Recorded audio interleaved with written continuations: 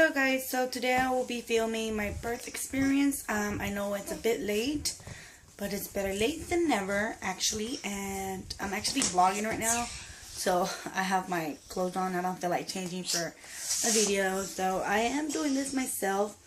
So keep in mind that if the video is kind of shaky or etc., it's because I am doing it myself. So let's begin. To begin with, I was 16 when I got pregnant. I gave labor at the age of 16 as well, but there were quite difficulties during labor. I had normal contractions. I had normal pains and everything. I had the epidural because I couldn't take it anymore. It was too painful. And then, out of nowhere, my dad came to visit me. Not visit me, but obviously to my labor room, and my sister was there, my aunt was there, my cousin was there, my mother-in-law, my boyfriend, and one of my aunt's friend was there. And once my dad came in, he was paying attention to the monitors and the machines and all that stuff where they keep the baby's heartbeat. And my dad was noticing it, that it was stopping once in a while, and then I don't know where, very slow. So I didn't know that because I was very, very into pain. And they called the doctors, and the doctor's like, oh my God, this is an emergency. We need to take you for a C-section because you're dilating very slow, and your baby is around your umbilical cord, and it's not preventing it, but like it's hard for her to breathe because it's like basically choking her. I was like, oh my God. So I started like crying very bad. And my boyfriend and my sister was like, it's okay, it's gonna be fine. And I was like, oh my God, I don't want my baby to die. I don't want, oh my God, what's gonna happen? And they're like, it's fine, you're doing fine, your baby's okay. We just have to do this very quick. And I was like, oh my God, okay. So, like a minute, no, like an hour before all that happened, I had got the epidural, and I was like, really? So yeah, just poked me in the back for no reason. Like, I didn't say that, but I was like, through my head, I was like, wow, I could have just waited an hour more, and none of this would have happened. So, obviously, they were preparing me for a C-section because Stephanie was tied on my umbilical cord, and her heart rate was slowing down, and that was very risky. So, they rushed me to the C-section room, and I was there, and they injected me. They numbed my whole entire body except for my boobs and up. So all that was numbed. I didn't get to feel nothing. I was in there, and they're like, only one person can come in, and my boyfriend's like, I'll go, or I'm the dad, obviously. So my boyfriend went in there with me in the C-section room, and I was getting a fever when they were slicing me, and they stick this sticker on my forehead to make sure when my fever goes up or down or etc., to make sure my fever doesn't go too high. And then, meanwhile, they were cutting me. My boyfriend was next to me. I couldn't see when they were cutting me because obviously I was laying down. And like from my breath, I was laying down like this. And I had like a sheet covering my boobs and down. So I couldn't see what was going on, who was the doctors or anything. Obviously, I could just see like people in the corner of my eye. And then out of nowhere, my boyfriend's like, it's going to be okay. It's going to be fine. And I was still crying because I was scared. Because I was like, oh my God, what if my baby's not okay? And whatever. So then they took her out. I heard the first time she was crying, I heard her cry. Obviously I cried as well. That it was a moment of joy. I didn't know what to do. I feel like, oh my God, I'm excited. Oh my God, no. I didn't know what to do. I didn't know if to cry, be happy, be sad, I don't know if to be happy because she survived or be sad because I had a C-section. I didn't know. I was emotionless. I didn't know what to feel. So once I saw her, I was like, ew. She's dirty. I don't want to touch her.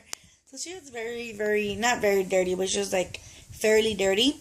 And they cleaned her and everything. And then they gave her to me, and they took me back to the recovery room, like not right away, like an hour later, because they were stitching me and they were stapling me and stuff like that. So after they stapled me back and everything, I couldn't feel my legs. My legs felt so heavy. I couldn't move from my waist and from my boobs and down. Obviously not from here, but like from the bottom of my boobs and down. I couldn't move. I couldn't feel anything. My feet felt heavy when I tried to pick them up. And then I was sent to the recovery room, and that's where they were taking my temperature. They were checking Stephanie, her weight, her height, her head, and all that stuff. And she was coming out perfectly. I was the one with a little bit of fever. I couldn't drink or eat anything until I actually went to and did the restroom or actually released any gas. So after all that, I was very, very, very thirsty and hungry because I had been 16 hours in painful contractions and stuff. 16 hours through all that, and then after all that, they just I was very, very hungry, and they were like, "Oh, you still can't eat. It's too early, and we gotta wait until you literally took a gas." I had to release gas in order for me to eat solid. So they didn't give me solid at the beginning. They started giving me jellos and juices and more jellos and more juices. And then after that, they started giving me pasta and then chicken. And then that's when I started eating solids. I was in the hospital 4 days. Once I came home, obviously it was very, very painful to walk. And it wasn't painful, but I had to walk very, very slow. I had certain things to do. I couldn't take a shower and wet my C-section. I had to use a bag around me on my waist because obviously that's where my C-section was at. And Stephanie was perfectly fine, born perfect, strong, and healthy, and I'm proud of that. But the scariest thing was 16 hours in labor and 16 hours in labor and then C-section because her heart was slowing down. So excuse me, that was the most scariest moment. But other than that, it was perfectly. I was 4 days in the hospital because obviously I could have gone home in the second 2 days, but I had to do recovery for myself, and it took 2 days. So then I was sent home. Obviously, a day before I was sent home, they removed my staples from my C-section, which was a little bit more painful because they didn't numb me. They just pulled them out slowly. Oh my god, I just got chills because of that. And yeah, that was my that was Stephanie's birth experience.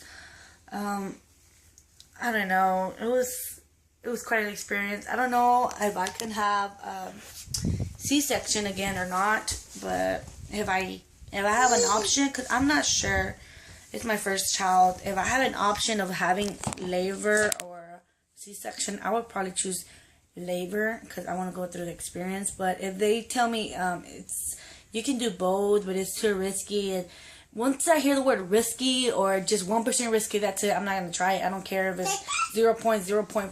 I don't care if it's 0.05% risky. I don't care if it's 0.01 risky. I will not do it. I don't want to risk anything. I don't want to risk 1% of it. I don't want to risk 0.5% of it. So I'll just go straight for a C-section, which is better, but it's less painful. So I'll probably do C-section. I don't want to go through labor.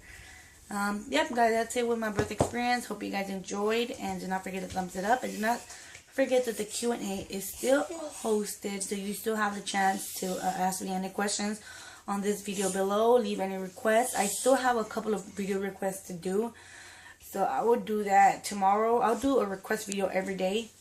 Today is birth experience, so yep, better late than never, guys. Hope you guys enjoyed. Do not forget to subscribe and thumbs up, and follow me on Instagram and Twitter. I'm most into Instagram right now. I've been posting and oh my god, a lot of stuff on Instagram.